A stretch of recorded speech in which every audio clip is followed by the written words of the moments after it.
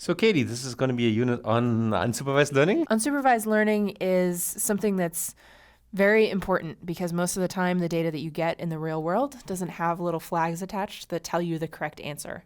So what are you to do as a machine learner in that case? You turn to unsupervised techniques to still figure something out about that data. Okay, let's talk about them.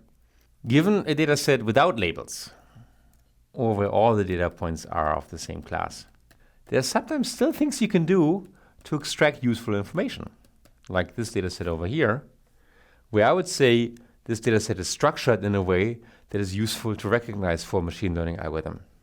When we look at this by eye, it looks like there's clumps or clusters in the data.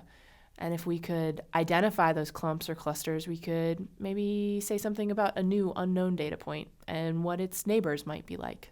Or here's a second example of data. Maybe the data looks just like this. There's something we can say here as well.